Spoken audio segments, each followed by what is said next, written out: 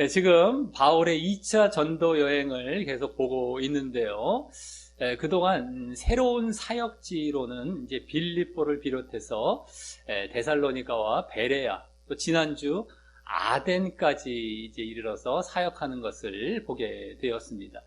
지난주 아덴 사역을 제외하고 나머지 세 곳에서는 그동안 1차 전도 여행 때 보여줬던 세 가지 특징이 그대로 보여져서 결국 이 2차 전도 여행이 1차 전도 여행의 연장선에 있음을 또한 알게 해주고 있었습니다. 그 세 가지 특징은 말씀의 능력을 보인다는 것, 그게 첫 번째고요. 가장 대표적이고 기본적인 것, 말씀의 능력을 보이는 것.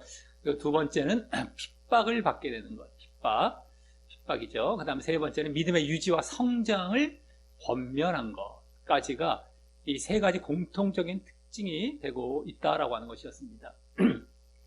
그런데 지난주 아덴 사역에서는 그 세 가지가 제대로 안 보여졌죠. 말씀의 능력 정도가 보여지게 되었는데 그것은 그곳에 우상 숭배가 가득해서 이제 그들에게 조금 다른 복음도 전하게 되었고요. 그리스도를 중심으로 한 복음이 아닌 하나님 중심으로 한 복음을 전하게 되었고, 그리고 결국 또 그 사역의 결과가 또 결실이 좀 저조했기 때문이었습니다. 그러다 보니까 믿음의 유지와 성장에 대해서도 굳이 이렇게 보여지지가 않는 그런 모습이 나오게 되었죠. 핍박 같은 경우는 이제 그들이 조금 저조한 이러한 결과를 보이는 가운데에 약간은 비춰지고 있었던 것이지만 어찌됐든 간에 이제 이 우상 숭배가 아주 극심하거나 또 그 아덴 같은 경우는 이제 철학도 성행하던 곳이었기 때문에 그런 곳이 바로 그와 같이 결실이 저조할 수 있다라는 것도 알면서 우리가 지난주 아덴 같은 경우는 특별히 그 특징들이 잘 보여지지 않았다, 세 가지 특징들이 잘 보여지지 않았다라는 것을 또한 보게 되었다라고 하는 것입니다. 오늘은 그 아덴에서 떠나서 또 가게 된 고린도에서 이제 사역하는 장면이 나오는 본문입니다. 그 고린도는 이제 아덴에서 서쪽으로 한 60km 정도 떨어진 곳에 있기 때문에 둘 다 지난주 아덴처럼 이 고린도도 아가야 지방에 있는 그런 곳입니다. 이 그리스 이제 지역을 굳이 지금 현재 그리스 지역을 옛날에 마게도냐와 아가야로 크게 나눠지고요. 마게도냐에는 그동안 아덴 이전의 세 지역이죠. 빌립보, 데살로니가, 베레아가 그곳에 속해 있었던 것이고, 이 아가야에는 아덴과 오늘 고린도까지 이렇게 속해 있다라고 보시면 되겠습니다.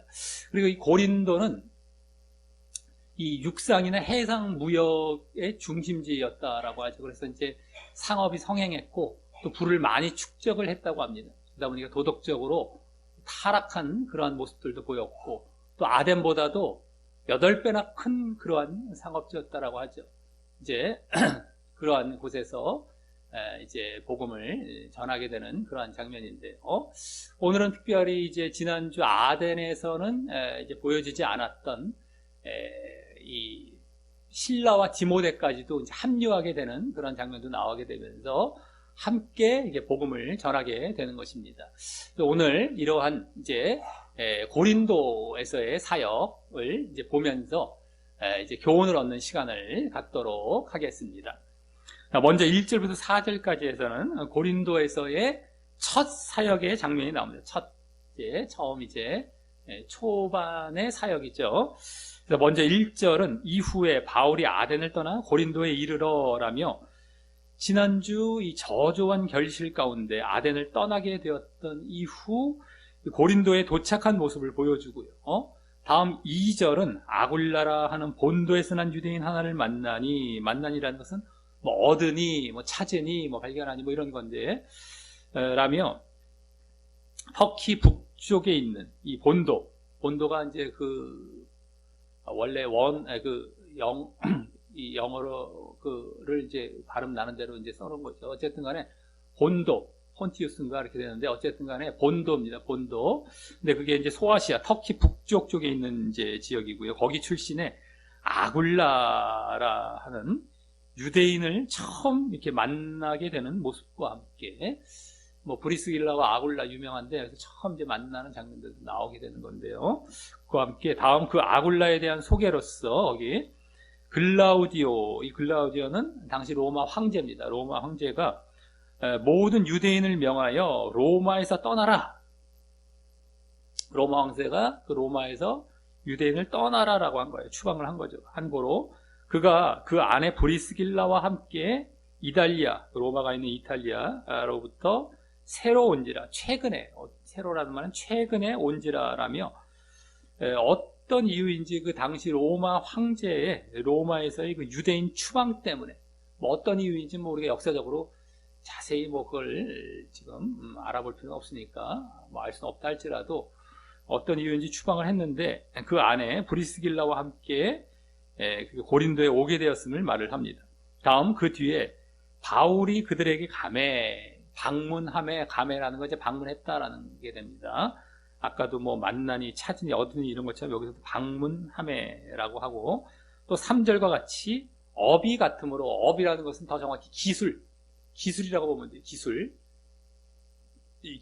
기술이 같으므로 함께 거하여 일을 하니 그 업은 여기도 기술이라고 보시면 되겠습니다. 그 기술은 장막을 만드는 것이더라 라고 하여서 바울이 이 아굴라와 브리스길라가 자신과 같은 장막 만드는 기술을 갖고 있어서 이들을 찾아간 것 같고요. 찾다 보니까 이들을 발견하게 된 거죠. 그래서 바울이 찾았던 것 같고 그래서 그들과 함께 거하면서 이제 같이 또 어떤 집에 그들이 머무는 집에 이제 같이 거했다든가 했겠죠. 같이 거하면서 이 장막 만드는 일을 하며 이 자신의 생계를 유지하게 된 것을 이제 보여줍니다. 물론 이제 그러다 보니 이 아굴라와 브리스길라는 이미 예수님을 믿는 신자였을 것이고 말입니다. 아무 믿지도 않는 불신자에게 찾아가서 그와들과 함께 또 이러한 장막 만드는 일을 하면서 거할 수는 없는 것이죠. 그러니까 이미 믿고 있었던 자들이었을 것이다. 그들은. 근데 아마 그 오순절 성령 강림 사건 이후 믿게 된 자들이었거나 그때 이제 믿었던 자들이 막 다 자기 지역으로 돌아갔을 때에 그렇게 그때 그들을 통해서 믿게 되었거나 하여튼 어떤 다른 경로로 이제 믿게 되었을 것입니다. 그래서 어쨌든 이미 예수님을 믿고 있는 그런 상태였던 것이죠. 그리고 바울이 이렇게 장막 만드는 일을 하게 된 것은 지금 이 고린도에 혼자 있으면서 누군가에 의한 선교비도 없는 상태에서 이제 먹고 사는 일을 스스로 책임져야 했기 때문입니다. 한편. 그래서 참 하나님께서 공급해 주실 수도 있고 그러지 않을 때는 또 이렇게 자기 스스로 이것을 책임져야 할 때도 있다라는 것이죠. 그리고 이것이 고린도전서 9장에도 나오는 자비량 사역의 모습이 되는데 자비량 사역 사실 이렇게 일하면서 사역한 것은 이제 그 고린도전서 9장에 나오듯이 복음에 아무 장애가 없게 하기 위해서였던 것입니다. 복음에 아무 장애가 없게 하기 위해서 스스로 일을 했던 거예요. 사실 즉 복음을 타협하지 않고 바르게 전하고 또 복음을 돈과 물질을 위해 전한다는 오해를 피하여서 제대로 전하기 위해서였던 것이죠. 아무 장애가 없게 바르게 또 타협을 해요. 돈이 들어와서 누군가가 돈 줄 테니까 타협해 주세요. 이거 안 되잖아요. 지금도 은연중에 다 공공연히 그런 일들이 일어나고 있잖아요. 성도들은 헌금 주니까 목사님들 타협해 주세요. 복음을 타협해 주세요. 이러잖아요. 은연중에 말 없이. 뭘로 말은 안 하지만 뭘로 표현합니까? 그냥 그 교회를 떠나버려요. 그러니까 떠나면 헌금도 없는 거고 떠나버리니까 목사님들이 견디질 못해요. 그러니까 타협을 해서 그들을 맞춰줘야 돼요. 근데 이러지 않으려고 그들로부터 헌금을 받고 재정을 받고 내가 거기에 메어버리면 먹고 사는 일을 저 성도들에게 메어버리면 복음을 타협할 수밖에 없어요. 떠나니까 붙들려고 내가 그들에게 맞춰주는 이런 짓을 절대 하면 안 돼요. 그런 거 할 거면 목회를 때려쳐야죠.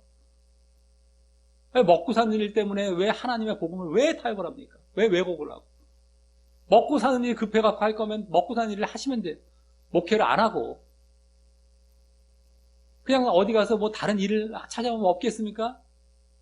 다 할 수 있어요. 그거 하시면 되지. 왜 먹고 사는 일이 중심이 되어서 복음을 왜곡시키고 그걸 무너뜨리냔 말이에요. 그러면 안 되는 거예요. 거기 이제 고린도서 9장에서 바울은 그러지 않으려고. 그래서 또 절대 또 그걸 위해서 또 사람들은 또 복음을 전한다고 또 자기를 오해할 수도 있는데 그것도 피하면서 제대로 전하기 위해서 했던 것이죠.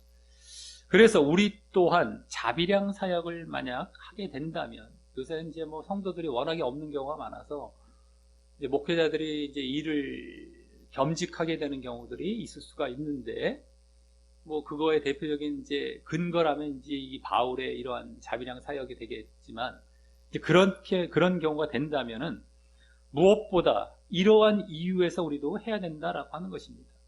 네? 복음을 제대로 전하기 위해서. 그냥 단순히 먹고 사는 것을 해결하기 위해서가 아니라 복음 전함에 지장을 받지 않기 위해서 말입니다. 먹고 사는 일도 어느 정도 이제 그 안에 이제 들어가게 되긴 하겠지만, 진짜 중요한 것은 복음의 지장을 받지 않기 위해서. 왜냐하면 그냥 성도들로만 그냥 의지하다가 내가 그걸 이렇게 왜곡 타협해버리면 안 되니까. 근데 지금 같은 경우는 뭐 성도도 없어서 그냥 뭐 올 것도 없이 그냥 먹고 사는 걸 때문에 하게 되지만서도 그래도 마찬가지예요. 그래도 그 중심은 복음을 장애가 없도록 하기 위해서가 먼저 돼야 되는 거예요. 그리고 그러다 보니 그러한 어떤 일을 이제 하게 되면서도 늘 마음은 그 사역에 있었을 것이고, 바울은요, 그 장막 만드는 일을 하면서도 마음은 늘 사역에 있는 거예요. 장막 만드는 일은 하긴 하지만 사역에 늘 마음은 있고, 그 장막 만드는 일로 인해서 사역이나 또 자기 믿음에 지장을 받지 않도록 하는 범위 내에서 일을 했을 것입니다. 당연하죠. 복음에 지장을 주지 않기 위해서 일을 했던 것인데, 절대 사역이나 자기 믿음에 지장이 가는 범위까지 침범해 가면서 장막을 만들지 않았을 것이에요. 그러니까 장막 만드는 일도 사실 뭐 어느 정도의 시간을 들여서 뭐 며칠 동안 이렇게 하나를 뭐 만들었다 했을 때에 그게 얼마나 걸릴지 모르지만 뭐 날마다 너무 거기에 매이진 않았을 것이에요. 어느 정도 이렇게 해서 뭐 입에 풀칠 정도 하는 정도로 이렇게 삭작이 넘어갔을 것이, 거기다 너무 막 매진하고 막 거기에 온통 정신을 쏟아갖고 말이죠. 육신적으로도 정신적으로도 이런 일을 하진 않았을 것이란 말이에요. 자비량 일지라도 온통 자기는 적당히 해서 해놓고 마음은 온전히 사역과 이 믿음에 항상 이게 가 있는 게 되는 것이죠. 그래서 우리도 이제 행여나 자비량 사역을 하게 될 때에 이러한 마음과 자세로 일을 해야 됩니다. 절대 뭐 너무 과다하거나 바빠서는 안 돼. 그 일 자체가 다 절제해놓고 아주 최소한 것만 하는 정도로 해서 넘기고 나는 사역에 집중하는 이쪽이 돼야 되는 것이죠. 자, 그래서 평일에 며칠 정도 이 장막 만드는 일을 했을 것이고, 그게 뭐 최소한이니까 뭐 하루 이틀 정도가 될 수도 있겠고 조금 더 갈 수도 있겠고 어떨지 모르겠지만 그랬을 것이고, 그래서 다음 4절은 거기 안식일마다 바울이 회당에서 강론하고 유대인과 헬라인을 권면하니라. 권면한다는 말은 더 정확히 동의시켰다는 거예요. 동의시켰더라 이겁니다. 동의시키니라 라고 하여서 안식일에는 아까 평일에 일을 했다면 그런 이제 안식일에는 그동안처럼 이 회당을 중심으로 복음을 전했음을 보여줍니다. 그동안도 뭐 1차 때부터 어떤 지역에 들어가면 제일 먼저 회당에 가서 사역을 하는데 그게 보통 다 안식일이죠, 거의. 안식일에 주로 회당에 모이게 되니까. 그러니까 이제 그것도 계속 이어가는 건데 여기서 나오고 있는 겁니다. 그러다 보니까 평일에는 약간씩 일을 이제 또 했던 그런 상황이었던 것이고요. 그리고 이때 여기 강론이라고 나오죠. 강론이란 말은 지지난 본문 17장 2절에도 나왔던 말이고요. 또 지난주 17장 17절에 변론이란 말과 원어상 같은 말로써 그때도 봤지만 철저히 가르쳤음을 보여주고, 그래서 그런지 뭐 또 다른 때와 같이 그 유대인과 또 여기 헬라인이라고 나왔는데 아마도 이제 유대교에 입교한 헬라인 정도가 됐겠죠. 해당해서 가르치다 보니까 그러한 자들을, 그것도 다른 사역자도 다 마찬가지였어요. 보통 해당해서 가르치다 보면 어떻게 됐습니까? 유대인도 포함이 되고 더 많은 수의 그 지역의 사람들, 이제 주로 헬라인이 주로 많이 되겠죠. 그 이방인들, 그 지역에 사는 이방인들. 지금 여긴 다 유대 바깥 지역이에요. 지금 복음을 전하면서 선교하는 중이기 때문에. 그래서 그 이방인들, 그 유대인들은 이제 유대 쪽에서 그쪽으로 건너가서 이사에 살고 있는 사람들. 그래서 회당도 지어서 있는 사람들인데, 그 유대인들과 나머지 그 지역의 사람들, 주로 이제 복음이 전해졌잖아요. 여기도 마찬가지로. 근데 그들을 여기 권면시켰다는 게 동의시키며 나름대로 이 결실을 맺어가는 모습이 나오거든요. 결실이 맺어지고 있어요. 그렇죠? 지난주보다 좀 더 결실이, 아덴은 너무 적었던 건데 이제 결실이 더 맺어지는 이런 모습이 조금씩 나오고 있습니다.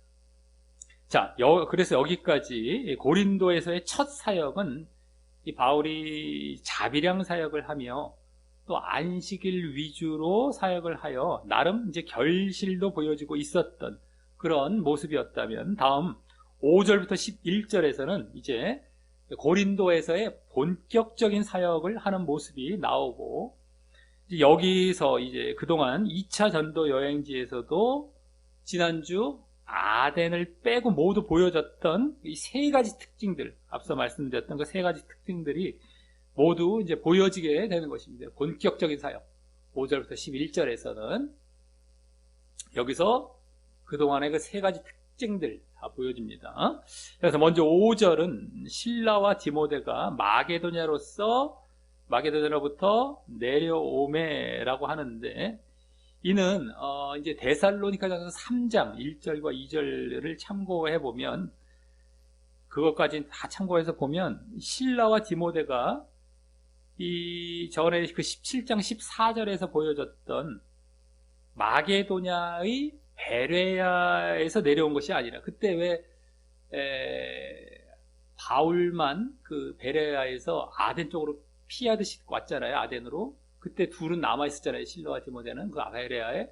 베레아는 또 마게도냐 지역이에요. 그러니까 마게도냐에 내려왔다면 베레아에서 내려온 거 아닌가 이렇게 생각할 수 있는데, 그것이 아니라 그들이 이제 데살로니가서 3장까지 다 이제 참고해서 봤을 때 이 실라와 디모데가 아덴에서 이미 바울과 만났었던 겁니다. 원래는요.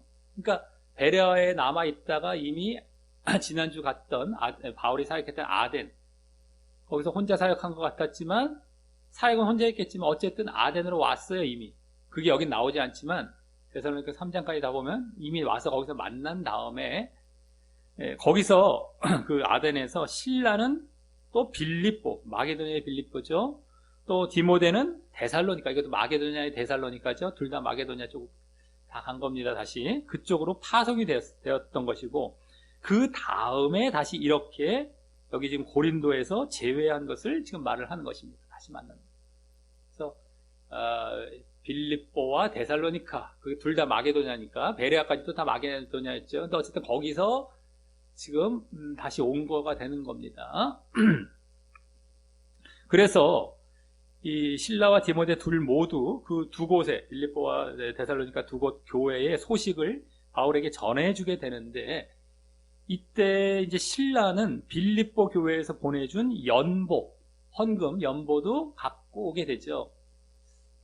나중에 이제 그 서신서들에도 나오게 되는 것처럼 어쨌든 연보를 갖고 오게 됩니다. 바울에게 전해주게 되는 거예요. 그래서 아마 이제 바울은 굳이 이 장막 만드는 일을 하지 않아도 되었을 것입니다. 장막 만드는 일을 굳이 하지 않아도 그 연보를 이제 받게 되었으니까, 최소한 잠시 동안이라도 말이죠. 그 연보가 양이 얼마나 될지 모르겠지만 최소한 잠시 동안만이라도 안 받게 되는 그러한 이제 상태가 된 거죠. 그리고 그래서 그런지 다음 바울이 하나님의 말씀에 붙잡혀 여기 하나님의 말씀이라는 말은 다른 사본에는 영, 하나님의 영, 영에 그냥 영에 사로잡혀서 이렇게 나오기도 합니다. 붙잡혀 유대인들에게 예수는 그리스도라 밝히 증거하니, 밝히 증거, 진지하게 증거 이거 말인데요. 라며 이제 더욱 말씀의 능력을 보이며 사역했음을 보여줍니다. 여기 하나님의 말씀에 붙잡혀라고 하잖아요. 원래대로 볼 때, 그러니까 말씀의 능력을 보여지고 있지 않습니까? 그러면 사역한 건데 여기 유대인들에게라고 하는 것을 보면 계속 주로 회당에서였을 것이고 말입니다. 회당에서 유대인들이 모이게 되니까 주로 회당에서 또 계속 사역을 했겠고요. 이제 뭐 평일까지 포함했을지는 알 수 없지만 뭐 안식일은 뭐 반드시 들어갔을 것이고요.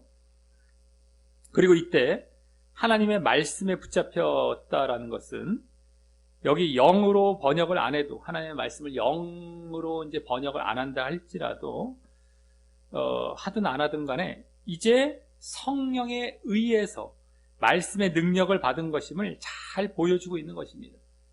지금 하나님의 말씀에 붙잡혀라는 말은 뭐예요? 말씀의 능력을 보여주고 있죠. 말씀의 능력은 어디로부터 받아요? 성령으로부터 받거든요.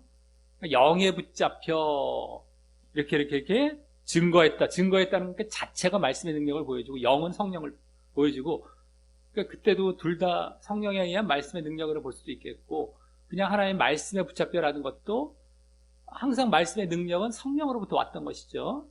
사도행전 1장 8절부터 시작을 했던 것이죠. 성령이 너희에게 임하시면 너희가 권능을 받고 할 때 그 능력을 받고 그 능력의 대표적인 능력이 말씀의 능력이라고 했어요. 이적인 능력뿐만이 아니라 보통 이적적으로 많이 보는데 두 개 중에 말씀의 능력은 필수, 이적은 선택이라고 했습니다.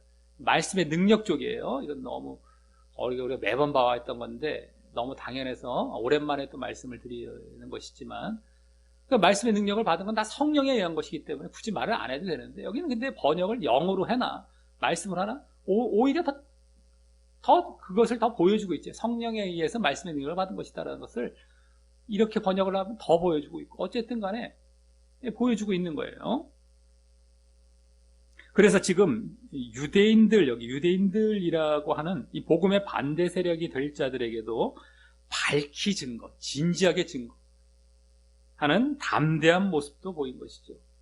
절대 물러서지 않고 진지하게 가서 그냥 밝히 담대하게 굴하지 않고 증거하는 말씀의 능력을 받아서.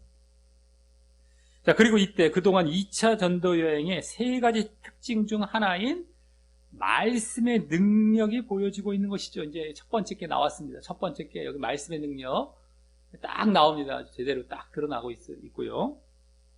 뭘 지금 증거했습니까? 그 중에 또 증인사역을 했죠. 예수는 그리스도다라는 것이 바로 그걸 증거했다라고 증인사역 아니겠습니까? 말씀의 능력은 증인사역과 복음사역으로 크게 나누어지죠. 또 예수님을 그리스도로 증거한 게 증인사역, 또 그 예수님을 믿고 구원받으라는 것이 복음사역인데 여기는 이제 어쨌든 증인사역을 보이면서 말씀의 능력이 이 세 가지 특징 중에 2차 전도여행의 세 가지 특징 중에 첫 번째로 먼저 여기 지금 보여지고 있는 것입니다. 자, 그리고 그랬더니 다음 6절과 같이 저희가 유대인들이죠. 저희가 대적은 뭐 반대하고 저항하여 회방은 모욕하고 조롱했다라는 겁니다. 그러면서 이제 방해와 핍박을 받는 장면이 나옵니다. 아직까지 뭐 큰 고통을 받는 뭐 핍박은 아니지만 이 방해를 받는 그런 핍박을 받고 있는 것이죠. 방해. 그동안 다른 사역지처럼 여기서도 결국 유대인들이 그와 같이 방해와 핍박을 하는 것인데 여기서 이제 또 2차 전도 여행의 세 가지 특징 중에 다른 하나인 핍박의 상황이 또 보여지고 있는 것입니다. 핍박받음이. 두 번째로 보통 세 가지 특징 중에 두 번째가 되죠. 첫 번째는 말씀의 능력, 두 번째는 말씀의 능력 보임, 두 번째는 핍박받음. 근데 이제 아까 말씀드린 능력 보이는 게 나왔고, 여기 핍박받으면 금방 또 나왔어요. 바로 이어서. 이 두 가지가, 세 가지 특징 중에 두 가지가 지금 보여지게 된 겁니다. 자, 그럼 이 다른 사역지에서도요, 그러한 핍박 속에서 굴하지 않았어요. 거기에 굴하지 않고 담대히 사역했던 모습이 계속 보여졌는데, 이제 여기서도 이 다음 부분에 이제 그것이 보여지게 되는 것입니다. 먼저 거기 바울이 옷을 떨어 가로되 너희 피가 너희 머리로 돌아갈 것이요는 원래 없는 말인데 이제 같은 의미죠. 너희 머리로, 너희 피가 너희 머리로, 이제 이렇게 끝난 말인데, 그 다음에 나는 깨끗하니라 라며, 전에 13장에 BCD 안디옥 사역 때도 13장 51절이었는데, BCD 안디옥 사역 1차 전도 여행에 그 BCD 안디옥 사역 때도 보여졌던 예수님께서 가르쳐 주신 방식인 이 발에 먼지를 떠는 모습과 비슷한 모습을 보이며, 옷에 이제 떨었다고 하는데 발에 떠는 똑같아요. 먼지를 떠는 이제 비슷한 모습을 보이며, 그것은 결국에는 어떤 의미로서 떨라고 했던 것입니까? 예수님께서 증거를 삼으라라고 했는데 어떤 증거가 되겠어요? 심판받을 증거가 되는 것이, 심판받을 증거를 삼으면, 그래서 여기도 심판받을 증거를 삼으면서, 그래서 또 나중에 여기 지금 너희 피가 너희 머리로 돌아갈 것이, 이것이 보면 이게 뭐냐면은, 너희 피라는 것은 너희의 죽음과 심판받는 거예요. 너희 피, 죽어서 심판받는 거예요. 심판. 그 심판은 너희 머리는 너희 자신을 얘기하는, 너희 자신. 그래서 구약에도 이 표현이 나오지만 어쨌든 그 머리란 말이 들어갈 때도 있고 안 들어갈 때도 있어요. 근데 너 자신을 얘기하는 겁니다. 어쨌든 간에. 그래서 너의 심판은 너 자신의 책임이다라는 뜻의 말을 이제 구약 표현을 인용하여 말을 합니다. 뭐 레위기 20장이나 뭐 사무엘하 1장, 뭐 에스겔 33장 같은 데 보면 이 표현이 나와요. 너 피는 내게로 돌아간다. 너 머리로 돌아간다. 이런 식으로 나오게 됩니다. 그러니까 너 심판은 너에게 책임이 있다는 거예요. 이 먼지 떠는 것도 심판받을 증거. 그러니까 심판에 대한 것이죠. 그래서 그냥 그건 너 책임이다 라고 얘기를 하는 것이 너의 책임. 그러면서 나는 깨끗하다라는 건 뭐예요? 나는 전했기에 아무 책임이 없다라는 것이죠. 에스겔서 같은 데나 보면 어떻게 돼요? 전하지 않는 자도 책임이 있다라고 나오잖아요. 하지만 전했는데 저들이 말을 안 들었다. 그럼 말을 안 들으면 그 사람의 책임이다. 근데 너가 만약에 전하지 않았다. 그래서 전하지 않았는데 저들이 말을 안 들었다. 그럼 너가 전하지 않은 책임도 너가 져야 된다. 이런 얘기 나오죠. 근데 여기서는 깨끗하다는 건 나는 전했다 이거죠. 난 전했다. 그래서 말에 이제 먼지를 떨고. 그래서 우리가 사실은 복음을 전할 때에 이러한 거예요. 당당한 겁니다. 아까도 담대히 그냥 밝히신 거 하고 당당히 전했는데 이들이 거부하고 방해하고 막 받아들이지 않아요. 알겠다. 거기다 막 구걸하는 게 아니에요. 지금 자기들 좋으라고 나를 헌신해가면서까지도 그걸 전해주고 있는 와중이거든요. 좋은 걸 먹여주고 있는데 그걸 마다한다면은 그건 이제 더 이상 방법이 없는 거예요. 내가 양보할 만큼 해서 너희들에게 좋은 걸 딱 주려고 내가 무릎 꿇고 이렇게 막 이렇게 사실은 권유하고 있는 중인데 그걸 딱 걷어찬다? 알겠어 하고 나도 그냥 먼지 떨고 나오면 되는 겁니다. 원래가. 거기다가 내가 그냥 너희들 내 성도 하나 만들어야 돼. 너희들 헌금이 얼마인데 뭐 이런 식의. 아니 그 생각이 들어간 데 있다니까요. 한 명이라도 붙들어야 이러면 안 되는 거예요. 너희가 와야 우리 교회가 유지가 되지 이런. 아까 자비랑 사역하면 하는 거예요. 당당하게 복음을 제대로 전하기 위해서 여기서 보여지는 것이죠. 절대 거기에 막 그냥 굴하지 않고 거기에 막 매이지 않아요. 알겠다. 그렇게 당당히 사역을 하는 겁니다. 우리가 재정적이고 물질적인 것을 성도에게 사실 그래서 의지하는 것은 안 좋습니다. 지난번에 나왔죠. 보통 이제 교회들, 초대교회는 다 집에서 이루어져요. 집에서. 장소를 어떻게 빌릴 수가 없기 때문에. 그러니까 굳이 거기에 돈 들여갖고 할 필요도 없고, 예? 그리고 사역을 하면서도 마찬가지예요. 돈 쫓아가느라고 타협할 필요도 없고, 뭐가 어렵습니까, 그게? 그렇게 사역을, 그 다음에 자기가 머무는 어떤, 조그만 공간이라도 있으면 거기서 사역을 시작을 하면 되는 것이고, 앞으로 사역할 때 재정적인 것도 여기 자비량 하잖아요, 자비량. 자비량을 할지언정 거기에 매여서 복음을 타협하지 말라는 거예요. 절대. 근데 보통은 어떤 걸 타협을 합니까? 복음을 타협을 해놓고, 예? 내가 그냥 자비량 사역을 할지라도 복음 타협하면 안 돼요. 근데 반대가 됐단 말이에요. 그러면 안 된단 말이에요. 이 방향과 이러한 이 사역의 이 분위기를 잘 알아야 됩니다. 우리가 이렇게 가야 되는구나. 네? 자, 그 다음 이후에는 이방인에게로 가리라라고 하며, 이 또한 BCD의 안디옥 사역 때 했던 말을 하며, 그때도 이제 이방인에 대한 얘기를 했거든요. 간다고. 근데 전혀 그들에게 구걸하지 않고 다른 그 복음을 받아들일 자들에게로 간다고 하는 모습을 이제 보입니다. 즉, 전혀 굴하지 않고 담대하게 바른 복음을 계속 고수하면서 다만 다른 받아들일 자들을 찾아서 가는 식으로 말입니다. 그래서 그러면 되는 거예요. 그러면 너희도 싫으냐? 난 다른 데로 가겠다. 나는 전하기만 하면 됩니다. 듣건 안 듣건 바른 걸 전하기만 하면 되는 거예요. 근데 우리는 막 숫자 하나에 막 연연해갖고, 내가 또 그 숫자의 이면에 보면 다 재정적인, 물질적인 것 때문에 연연해. 그러지 말라는 거예요. 그 숫자가 한 명도 안 저거 하더라도 그걸 떠나면 되는 거예요. 지난주 아덴에서도 그냥 세계로 안 되니까 떠나버려요. 또 딴 데로 가요. 그래서 회방까지 하니까 먼지를 떨고 너희 심판은 너희가 할 것이면 하는 거예요. 그 다음에 또 딴 데. 이게 우리가 보여야 할 자세인 거예요. 방향이고, 이거구나. 이렇게 안 한단 말이에요. 보통은 복음을 갖고 왜곡시켜버린단 말이에요. 큰일 나는 거예요. 큰일 나는 거. 그건 사역 자체가 아닌 거예요. 사역을 하지 말아야 되는 거예요. 배나 지옥 자식 만드는 거죠. 배나 지옥 자식. 먹고 사는 일 때문에 복음을 타협한다면 그냥 먹고 사는 일을 찾아가면 돼요. 사역 안 하고. 왜 하나님의 일을 하면서 하나님의 일로서 먹고 사는 일을 해갖고 하나님 얼굴에 먹칠을 해가면서 사람 지옥 보내는 이런 악한 일을 합니까? 네? 보통 문제입니까, 그게? 네?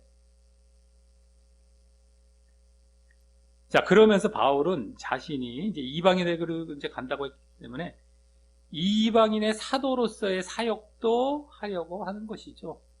그게 원래 또 이방인의 사역으로서의 소명이 있었기 때문에 먼저는 이제 유대인에게 접촉점을 갖게 되지만, 처음에 어느 지역 들어가면, 그러면서 이방인에게 어차피 사역을 할 였지만, 알겠다. 이제 더 이방인의 이제 사도로서 내가 이제 그 사역을 더 이제 난 나가겠다라고 이제 하고 있는 것입니다.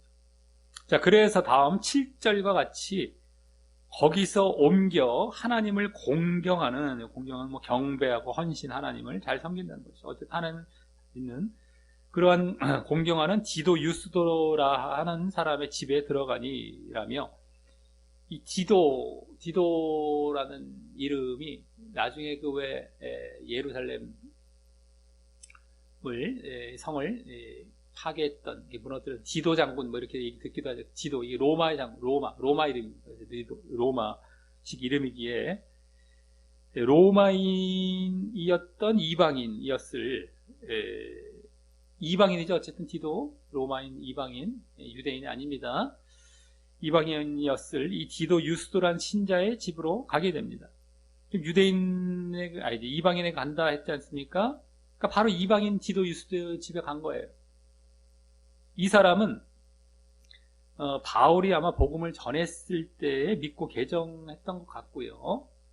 아니면 그 전에 믿고 있었을 수도 있겠지만, 어쨌든 최소한 또 믿고 있다가도 다시 이렇게 복음을 받아들여서 했겠죠. 갖고 이 사람의 집이 바울 일행의 어떤 그 정착지 내지 뭐 집회지로 이렇게 보이는 장소로 이제 언급되고 있는 것을 보면 이 사람의 집은 고린도의 최초 교회가 되었을 것으로 보입니다. 고린도 교회. 우리가 어떤 교회 할 때에 그 지역, 고린도 교회 할 때 그 지역에 한 군데만 고린도 교회였을 수도 있지만, 한 군데만 그 교회일 수도 있지만, 그 지역에 여러 곳으로 분산되어 있을 수도 있습니다. 네. 왜냐하면 주로 집에서 그 교회들이 이루어졌기 때문에 여러 곳에 이제 이렇게 모일 수도 있었던 건데, 여기 최초 교회가 이제 디도 유스도의 집이 되었을 것입니다. 여기서도 집으로 나와요. 계속 집이 초대교회입니다, 다들. 자, 그리고 그 다음과 같이 그 집이 디도 유스도의 집이 회당 옆이라 회장과 인접했다라는 겁니다. 하는데, 그래서 그런지 다음 8절과 같이 또 회당장 그리스보가 온 집으로 더불어 주를 믿으며 라는 일이 발생하게 됩니다. 그리스보라는 어떤 집안이 다 믿게 돼요. 이 그리스보란 사람은 특별히 고린도전서 1장 14절에 보면 바울이 세례를 준 몇 안 되는 사람 중 한 명이었고 말이죠. 내가 아는 사람에게 세례를 주지 않은 것을 다행으로 여긴다, 이런 얘기 나오잖아요. 그때 그리스보 정도가 이게 그때 나와요. 그때 나오는 이 사람이 됩니다. 그리스보. 그리고 이 사람은 유대인이었겠지만 또 회당장이 믿다 보니, 회당장이 이렇게 믿다가 보니 그 영향도 있었는지 그 다음과 같이 수다한 고린도 사람도 듣고 믿어 세례를 받더라 라며, 수다 고린도 사람, 회당장이 믿었다니. 그래서 주로 고린도 사람은 뭐예요? 헬라인이나 아니면 로마인이라는 그 이방인으로 이루어졌을 그 고린도 사람들이죠. 유대인들이 지금 유대 지역에서 이스라엘에서 건너가서 살고 있는 사람은 소수이고, 원래 그 지역 고린도가 지금 다 로마의 식민 지배력을 받고 있고, 그렇기 때문에 고린도 자체는 헬라 지역이잖아요. 그리스 지역. 그러니까 헬라인이 많았겠고, 로마에서 또 건너온 사람들, 로마 식민지니까 로마는 헬라인 둘 다 이방인입니다. 어쨌든 그 원래 그 사는 사람들은, 고린도 사람들은 이방인이에요. 한마디로 그 이방인들이 믿게 되어서 정말 이제 이방인 전도가 더욱 진행되게 되는 것입니다. 이방인 전도가 더욱 진행되고 이게 되는 것이죠. 아까 유스도의 사람 집회에 들어간 것도 이방인에게로 간 것이지만, 이제 이렇게 고린도 사람들까지 이방인에게 전도가 되는 모습이, 아까 이방인으로 간다 했던 것처럼 그 사역이, 그 전도가 더욱 진행되게 되는 것입니다. 그리고 이때 고린도 사람들이 개종하는 단계를 보면, 아까 회당장 그리스보의 영향도 받은 것도 있겠지만, 여기 뭐예요? 개종하는 단계가 또 그대로 나왔어요.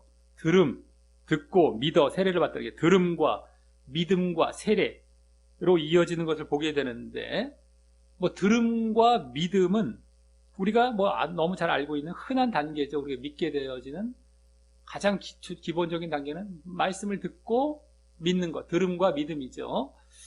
그것이지만 그 다음 세례까지 말을 하고 있어요. 세례까지 말을 한 것을 볼 때에 이 고린도 사람들은 전부터 이제 보았던 그 세례가 나타내는 회개와 거듭남이 있는 진정한 믿음의 단계로까지 이제 안내받고 나아갔다라고 할 수 있는 것입니다. 회개와 거듭남, 세례가 그것을 나타내는 겁니다. 세례는 항상 물에 빠졌다가 일어나는 거잖아요. 물에 빠진 내가 죽는 거예요. 일어나는 거 다시 태어나는 거, 거듭 태어나는 거예요. 거듭남, 세례는 거듭남과 항상 이렇게 같이 보면 되는데, 거듭남을 나타내는 하나의 예식이고, 그 거듭남 이전에 또 회개는 또 당연히 있었을 것이고, 아까 믿음의 단계에도 들어갔을 것이고, 그렇기 때문에 회개와 거듭남이 있는 진정한 믿음의 단계까지도 안내를 최소한 받고 또 나아갔다라고 볼 수 있죠. 그것이 뭐 계속 유지가 되고 안 되고는 그 다음 문제지만 일단은 안내는 받고 처음에 발을 들이게 되는 그런 거기까지 나아가게 됐던 것을 우리는 보게 되는 겁니다. 다른 곳에서도 그랬지 않습니까? 자, 그리고 고린도 사람들의 세례는 바울이 아닌 뭐 실라와 디모데 정도가 주었을 것이고, 실라와 디모데가 줬을 것이죠. 바울은 아까 나왔지 않습니까? 그리스보와 가이온가 이게 어쨌든 몇 사람 안 줬다라고 했어요. 나머지는 실라와 디모데가 줬죠. 또 너무 막 거기에만 막 치중할까봐 말이죠. 잘못된 거예요. 의식 쪽에만 너무 치중하면 안 되는데, 그것이 나타내는 의미에 이제 집중을 해야 되는데, 그것을 또 방지하기 위해서 어쨌든 조금밖에 안 줬어요. 바울은요. 자, 이런 가운데 다음 9절과 10절에서는 거기 밤에 주께서 환상 가운데 바울에게 말씀하시되 라며, 오랜만에 주님이 이제 환상 가운데 말씀을 하시면서 바울에게는 예전에 다메섹 도상이라던가 또 저기 드로아에서 마게도냐로 건너오라고 할 때 환상 정도가 대표적이 될 것이고, 이번에 또 환상이 나온 겁니다. 어쨌든 간에 오랜만에 이렇게 환상 가운데 주님이 말씀하시면서 바로 주님의 격려가 있게 됩니다. 환상 가운데 딴 것보다도 여기서는 주님의 격려로서의 환상이에요. 주님이 격려하시기 위한 환상, 주님의 격려. 그래서 먼저 두려워하지 말며 잠잠하지 말고, 잠잠이라는 건 침묵하지 말고 말하라 시며, 결국 뭐예요? 말씀을 두려움 없이 전하라 이거죠. 말씀을 두려움 없이 전하라 라는 바로 이 뭐예요? 말씀의 능력에 대한 격려를 해주시는 겁니다. 말씀 두려움 없이 전해라. 자, 잠잠하지 말고 두려움 없이 전해. 말씀의 능력에 대해서 격려. 너 해왔던 거 계속 두려움 없이 해. 말씀의 능력에 대한 격려가 되는 거예요. 거기다 두려움 없이 담대히 하라 하시면서 그동안 굴하지 않고 담대히 사역해 온 것도 격려하시는 것이죠. 담대히 사역하는 것도 격려하시면서, 그건 다 말씀의 능력, 어쨌든 이쪽에 격려를 하신 것입니다. 말씀의 능력 쪽으로. 다음 10절은 맨 앞에 왜냐하면 이란 말이 생략돼요. 내가 너와 함께 있음에 아무 사람도 너를 대적이라는 건 더 정확히 공격하여 해롭게 할, 이건 해를 끼칠, 너를 공격하여 해를 끼칠 자가 없을 것이니 이는 이 성 중에 내 백성이 많음이라 하시며, 주님이 함께 하셔서 해를 당하지 않게 해주시겠다 하시며, 바로 여기는 뭐에 대한 격려가 되는 것입니까? 핍박으로 인한, 핍박의 피해가 없음에 대한 격려를 해주시는 겁니다. 핍박 피해 없음에 대한 격려죠. 아까 말씀의 능력에 대한 격려, 여기는 핍박과 관련해서 핍박 피해가 없음에 대한 격려를 해주십니다. 그래서 이 격려는 결국 오늘, 이 격려들은요, 결국 오늘 5절과 6절에서 보여진 말씀의 능력과 또 핍박받음이라는 2차 전도 여행의 세 가지 특징 중 두 가지에 관련된 격려를 해주신 것이고, 그렇죠?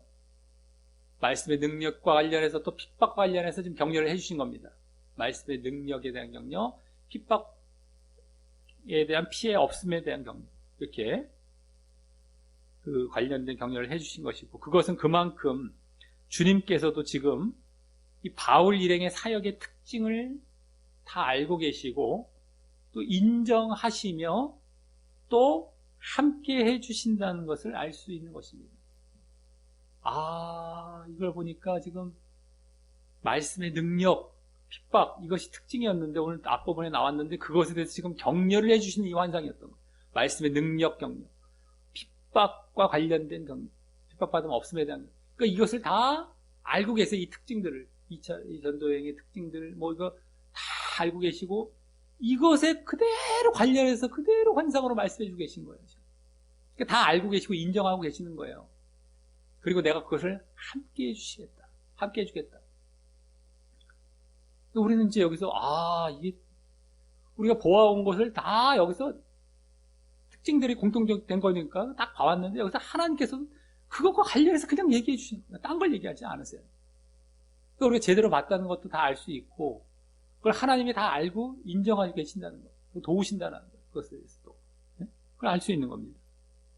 그리고 이때 10절 말미에서 말씀하신 이 성 중에 내 백성이 많음이라 라는 말씀은 흔히 예정론에서의 그 칼빈의 예정론에서의 그 택정함을 받은 자들이 많은 것으로 보는 경우가 이제 많을 텐데요. 이 말은 더 정확히 내 백성이 많음이라는 것은 내 안에 백성이 많음이라 라는 말이고, 어쨌든 예지하고 계신 말씀, 예지하시는 말씀이 예정이 아닌 겁니다. 예지. 예? 즉 지금 앞에서 뭐라고 했어요? 두려움 없이 복음을 전하라 라고 말씀하시는 가운데에 이 말씀을 하신 것이기에 그렇게 전했을 때, 예? 두려움 없이 복음을 전하라 하신 다음에 내 백성이 많다라고 하셨기 때문에 그렇게 전했을 때, 두려움 없이 전했을 때에 개종하여서 내 백성, 이 주님의 백성이 될 자들이 많을 것임을 미리 아시고 그것을 말씀한 것이 되는 것입니다. 미리 아시고. 그러니까 하나님께서는 사람들의 성향과 이 자세들을 알기 때문에, 그리고 아이들에게 복음을 전했을 때 이들은 개종하겠다 안 하겠다라는 것이 벌써 보여지고 아실 수 있는 것이, 예지하시는 것이죠. 예정이 아닙니다. 창세전 예정이 아니라 아실 수 있으니까 전하라고 먼저 던져 놓으시고 그랬을 때 이렇게 하실 거야. 그러니까 이게 두 개가 다 있고 봤을 때 예지죠. 예정이 아닌 겁니다. 만일 예정이라면 꼭 이렇게 복음을 전하지 않아도 언젠가 알아서 믿게 되어야 하기 때문입니다. 꼭 지금 막 그렇게 하면서 이때 이렇게 말씀하실 이유가 없는 거예요. 굳이. 예정이 아닌 거예요, 예정이.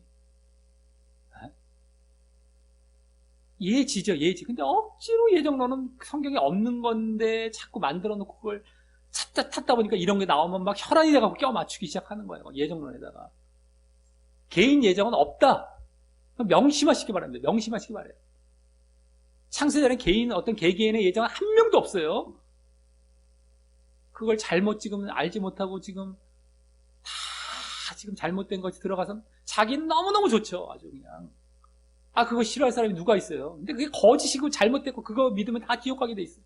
100% 지옥 갑니다, 예정론은. 그러니까 예정론을 갖고 지금 얼마나 지금 얘기를 하고 있습니까? 잘못됐다고. 그거 빠져나오게 하려고. 엉터리 믿음 자체가 없는 상태로 가요, 결국에는요.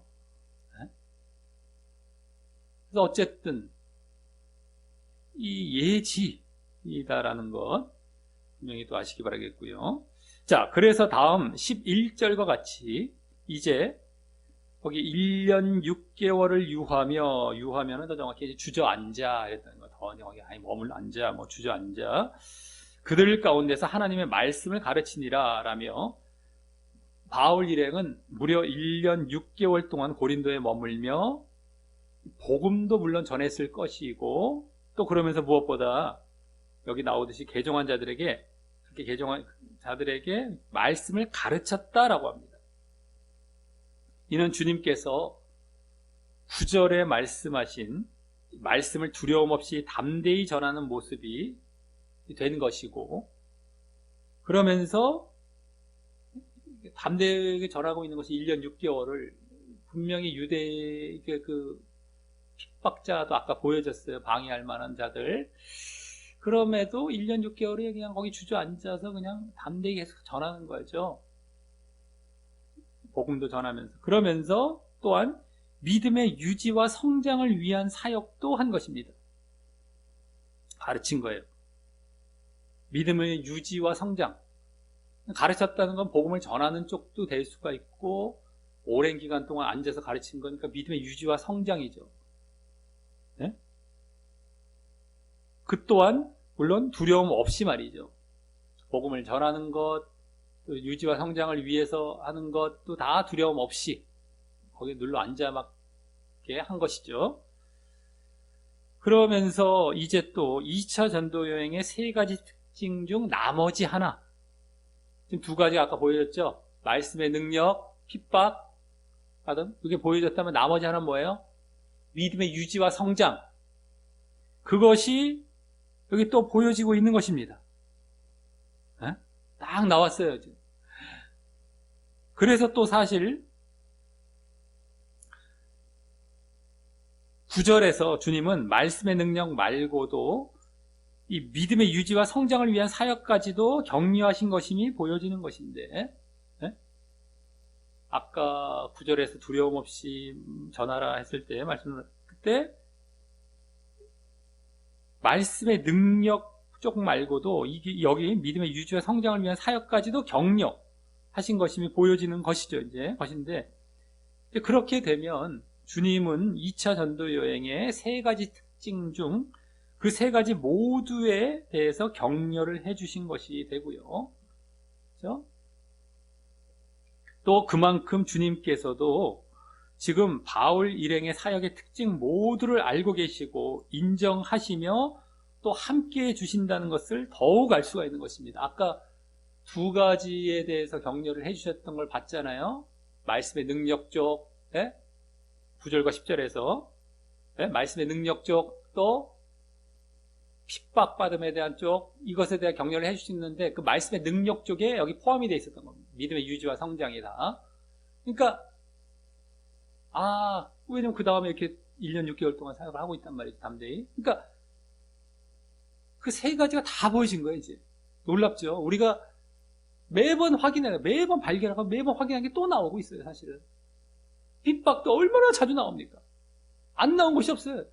지난주 아덴만 약간 저거 했던 뿐이지 매번 그 패턴이 똑같아요. 근데 하나님이 다 알고 계세요. 오늘도 다 그것을 직접 말씀해 주고 계십니다. 우리가 말씀을 제대로 봤던 거예요. 계속해서 제대로, 아니 보여진 대로 본 거니까 우리가 뭐 따로 본 게 아니니까. 근데 제대로 봐왔고 여기서 딱 드러났고 오늘 세 가지가 다 보여졌어요. 아까 고린도의 첫 사역 아골라와 브리스글라가 만나고 이렇게 한 정도 말고 본격적으로 이제 실라와 디모데가 와서 본격적인 사역을 하고 있는 중간에 여기에 세 가지가 다 나온 겁니다. 근데 거기에 대해서 다 격려를 다 해주신 거예요. 하나님께서 세 가지를 다 이해된 거예요. 그 격려까지. 다 알고 다 인정을 해주시고 다 함께 해주시는 겁니다. 하나님께서 이걸 또 우리가 이걸 분명히 더 확인할 수 있는 거예요.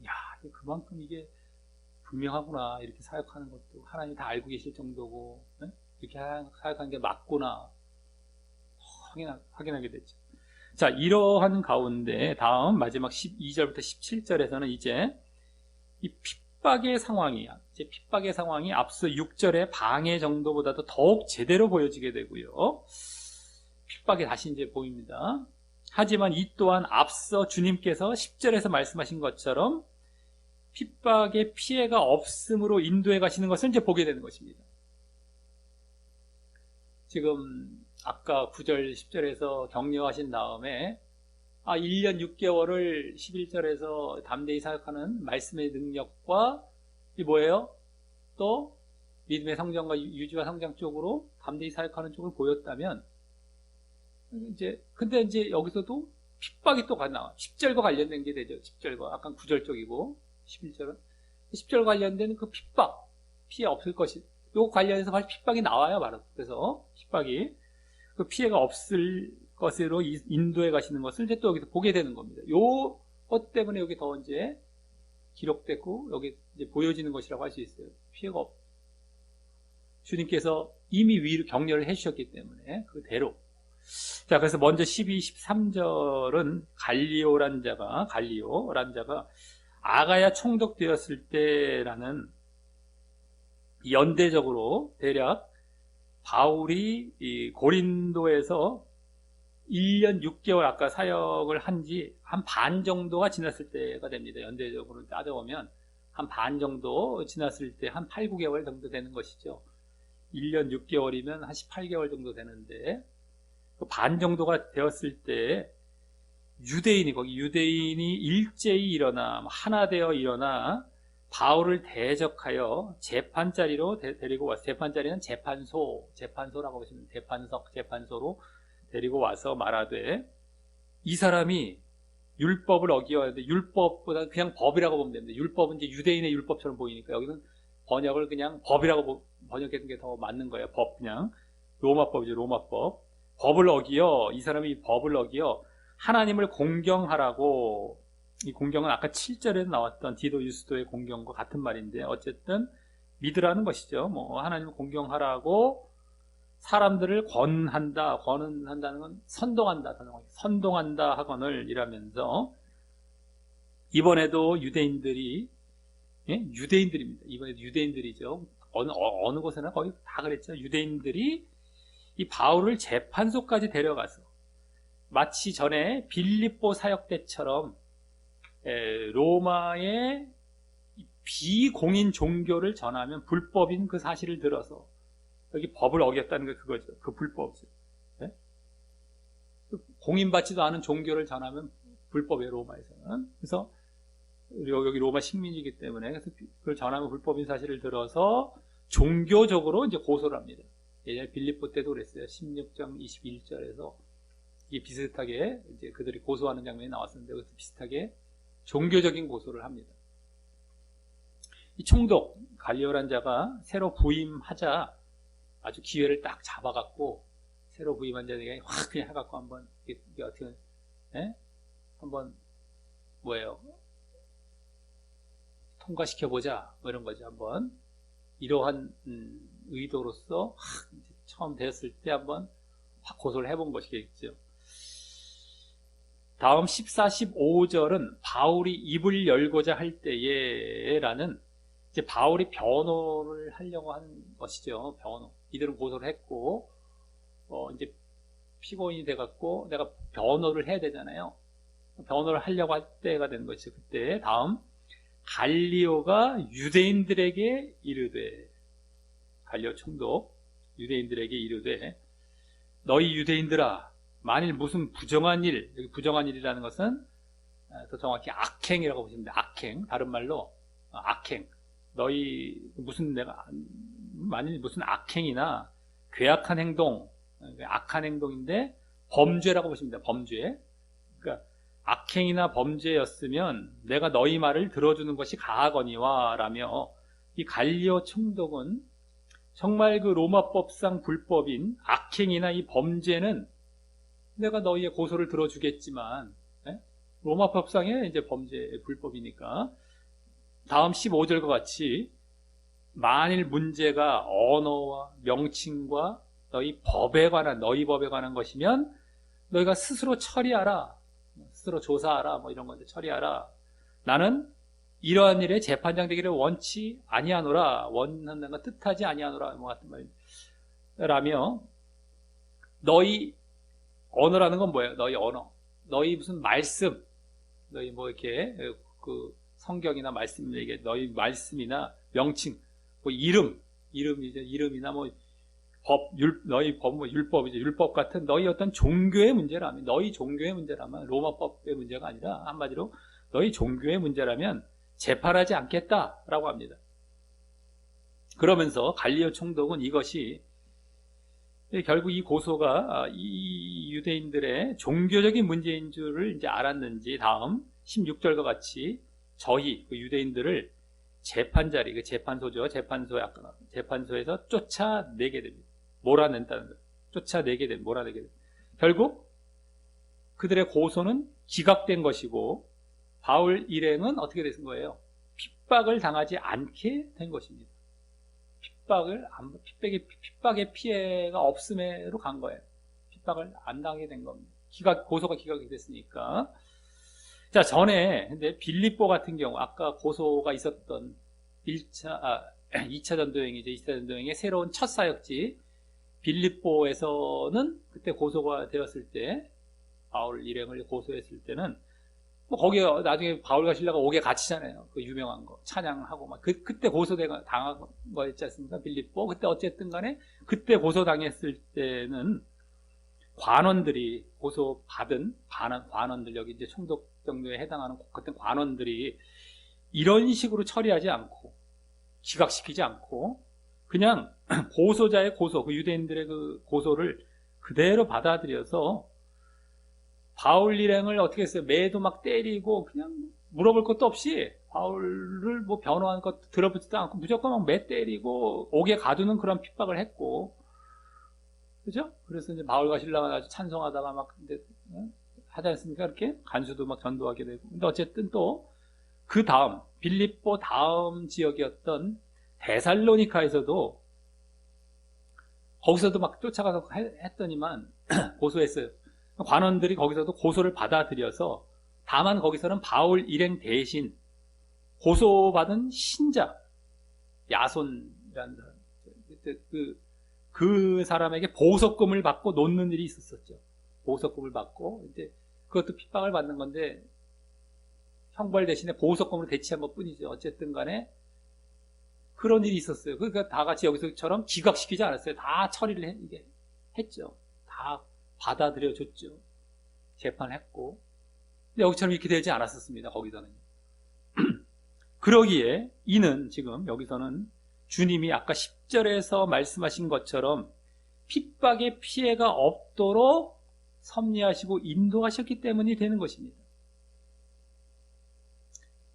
어떻게 하셨겠습니까? 갈리오의 마음을 뭐 움직이시던가 이렇게 하셨던 것이죠. 딱 내가 로마법은 처리하겠지만 너희 법, 너희 종교법 내가 안 하겠다. 요 마음 하나 딱 주시고 내가 귀찮아지는 것 마음을 주셨다던가, 아니면 저들이 나를 이제 슬슬 한번 이렇게 갖고 놀라고 하네. 내가 저기 속지 말아야지. 이런 마음을 딱 알게 하셨다던가 하다 보면 거기 안 넘어가는 거예요. 딱 어떤 마음을 통하여서라도 핍박을 안 당하게 하신 것이 되는 것이죠. 네? 자, 그랬더니 다음 17절과 같이 모든 사람이 회당장 소스데를 잡아서 재판자리, 아까 재판소 앞에서 때리되, 갈리오가 보는 앞에서 때렸다는 게 되는 거죠. 갈리오, 아까 총독 갈리오 앞에서 재판소 앞이니까. 근데 갈리오가 이 일을 상관치 아니하니라, 그걸 다 봤겠지만 상관치 않았다는 거예요. 그걸 이제 개의치 않았다는 것이라고 하여서, 너희가 처리하라, 내버려. 그래서 이제 그럼 여기 모든 사람이라는 게 이제 유대인들이 되겠죠. 유대인들이 이 자기들 내부적으로 처리를 하려고, 아까 그렇게 하라고 그랬으니까, 너희 종교법이 너희들이 알아서 해라 했지만 내부적으로 처리하려고 앞서 회당장 그리스보 나왔지 않습니까? 그리스보 말고 여기 소스네라는 사람이 나왔어요. 그러니까 또 다른 회당장이거나 아니면 잠깐 동안에 또 몇 개월이 지난 동안에 바뀌었을 수도 있죠. 그리스보가 예수님을 믿고 나서 이쪽의 일에 치중하면서, 아니 회당장을 계속 할 일이 없잖아요. 자기는 예수님 쪽인데 회당이라는 건 유대교 쪽이니까. 그러니까 그만둬서 후임 회당장으로 소스데네라는 사람이 왔었을 수가 있겠죠. 아니면 회당장이 2명 뭐 이상이던가, 원래 그리스보도 있었고 뭐 이렇게 됐을 때 어쨌든 간에 다른 회당장인 거예요. 근데 이제 우리가 이것도 어떤 경우는 그리스보의 다른 이름은 소스데네다 이렇게 볼 수도 있는데, 지금 문맥상을 가만히 보면 그건 아닌 거예요. 예, 모르겠지만 다른 사람이라고 보시면 돼요. 어떤 식으로 다른 사람, 2명이라서 다른 사람일지, 아니 후임이라서 다른 사람일지 알 수 없지만 어쨌든 다른 사람을, 그 소스데네를 갈리오 총독이 보는 그 재판소 앞에서 때리게 되고, 그래서 갈리오는 상관치 않게 됩니다. 너희들이 처리하라고 했으니까 내버려 두는 거예요.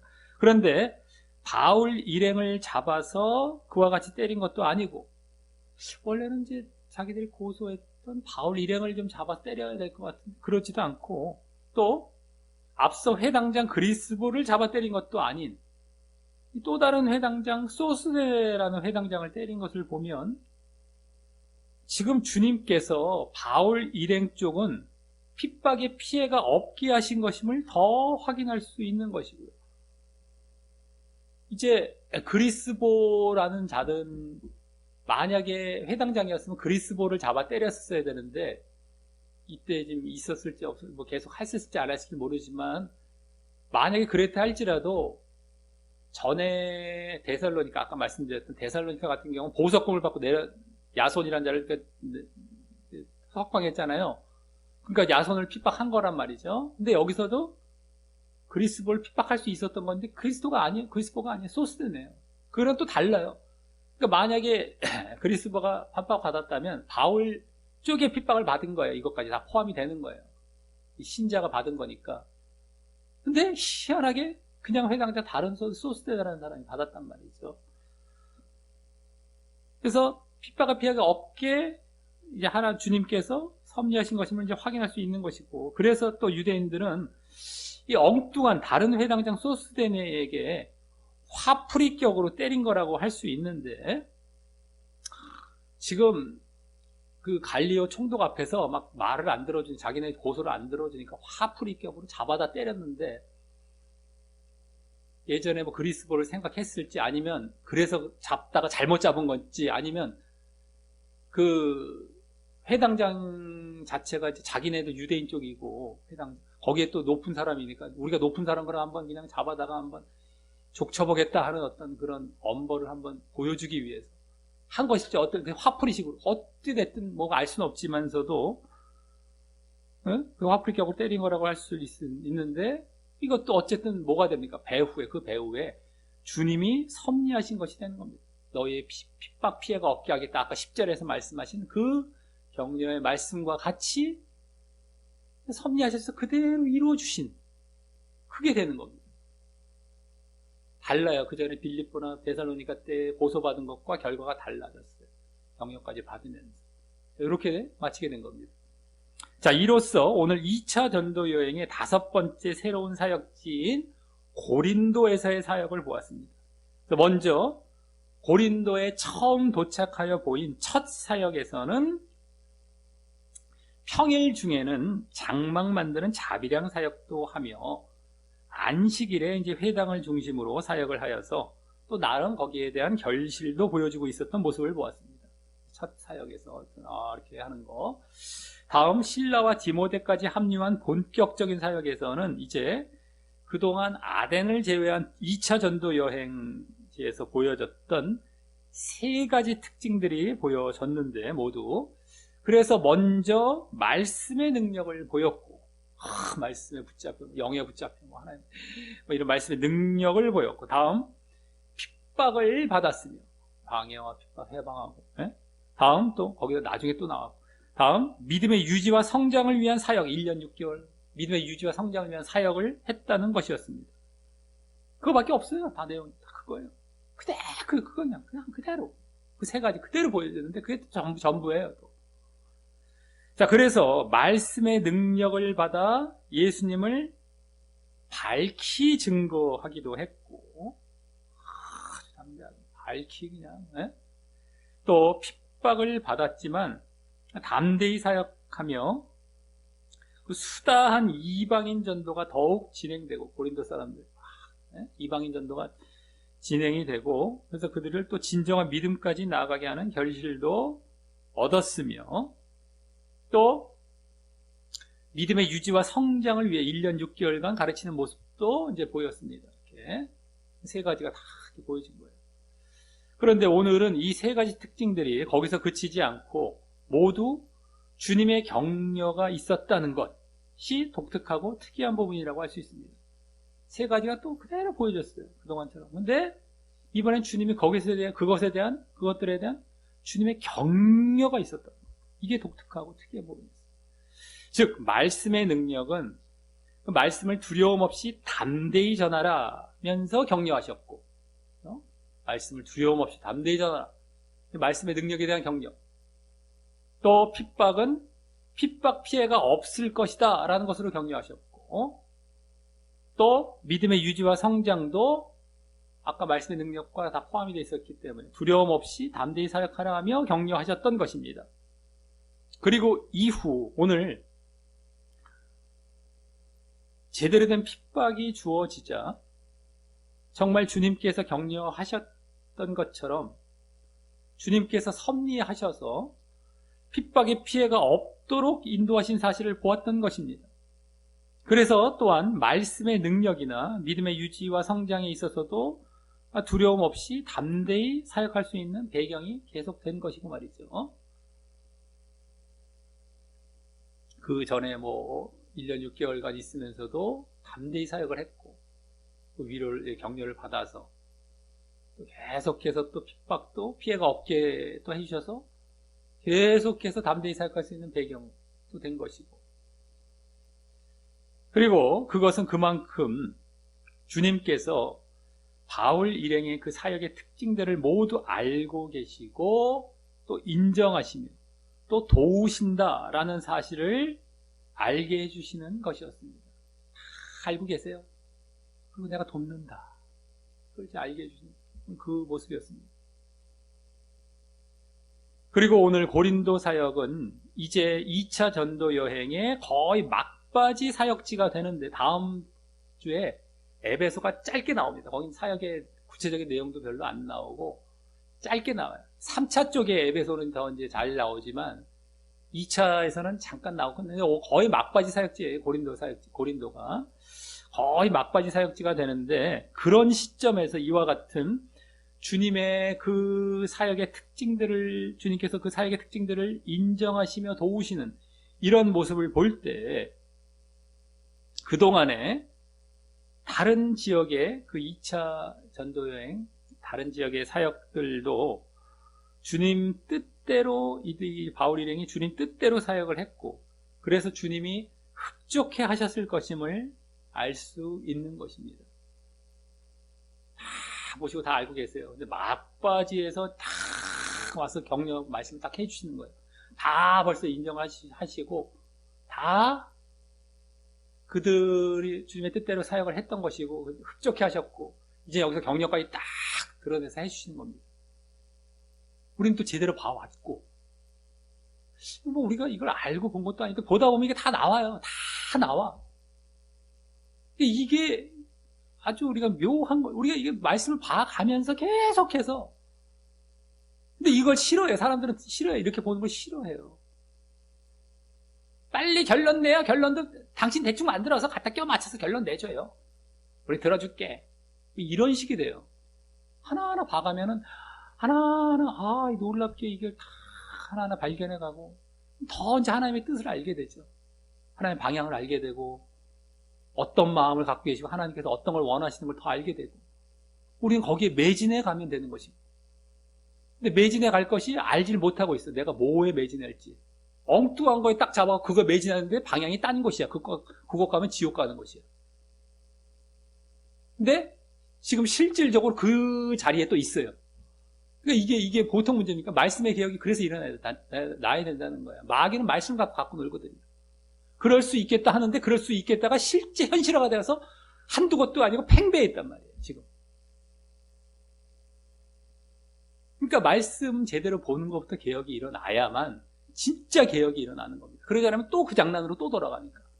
마귀의 장난이나 또 돌아가. 대충 모아서 대충 결론 내고, 뭐 조직신학식으로 대충 해서 이렇게 덩어리 만들어서 알고 봤더니 막 사람이 만든 것에다가 막 말씀 껴맞춰서 자기 교리 막 관철시키고 말이죠. 엉뚱한 거 만들어 놓고 엉뚱한 길로 가는 거예요. 제대로 보면서 말씀 하나하나가 귀하게 왜 주셨고, 어떤 걸 보여주고 계시고, 뭘 요구하고 계시는구나 라는 걸 알 수 있는데, 예?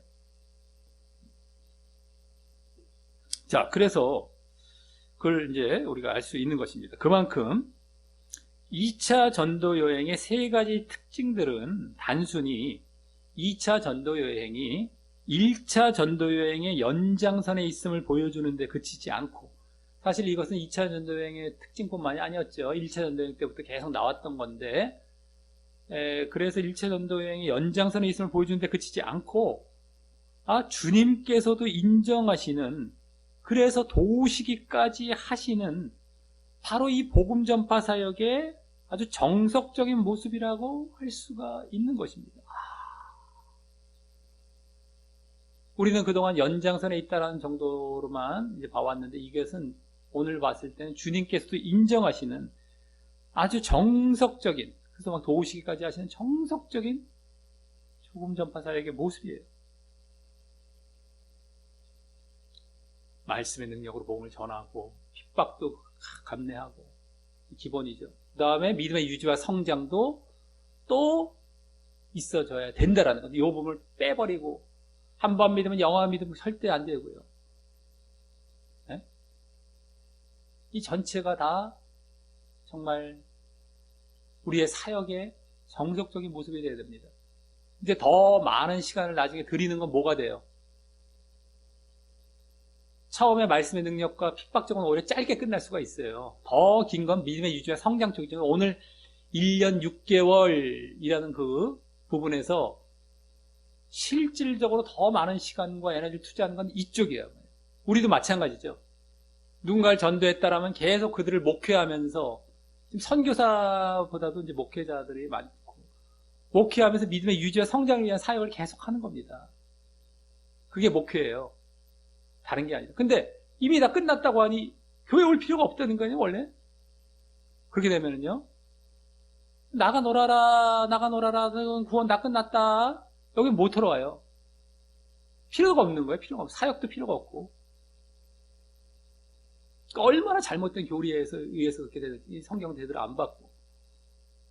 근데 이 믿음의 유지와 성장, 이게 이제 사역이에요, 사역.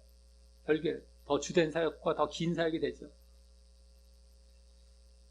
이게 어쨌든 정석적인 모습인 겁니다. 자, 이를 알고 오늘도 보여진 그 세 가지 특징들대로 말씀의 능력을 힘입어, 이게 능력을 받고, 이게 이제 기본이죠, 처음에. 그 다음에 핍박도 극복하며 담대히 사역하고, 핍박은 항상 담대히와 핍박과 반대쪽이죠. 핍박인데 굴하지 않고 담대입니다. 능력도 받았고 담대히, 예? 사역하고, 그래서 또 나중에 믿음의 유지와 성장까지 다루는 이 사역을 늘 해 나아가시기를 바라겠고, 그것을 오늘은 주님도 인정하시고 또 도우신다는 사실도 알아서 더욱 당당히 사역해 가시기를 바라겠고, 능력도 주시는 데다가 핍박도 이제 다 보호해 주시는 거예요. 당당히 사역하는 거예요. 그러다가 만약에 보호를 안 해주시는 상황이 왔다, 순교하는 거죠. 순교. 하나님이 그것도 다 알고 계시는 것이죠. 그리고 그 사람에게는 놀라운 이제 하늘에서의 면류관과 자리가 예비가 되어 있겠죠. 어쨌든 당당히, 더욱 당당히 사역해 가시길 바라겠고, 주님이 다 인정하시고 도우십니다. 그러할 때 정말 이 주님의 도우심과 인도도 직접 체험하며, 이렇게 인도에 가시는 거 체험하며 우리에게 주어진 그 복음 전파 사명을 잘 감당케 되시기를 예수님의 이름으로 간절히 축원합니다.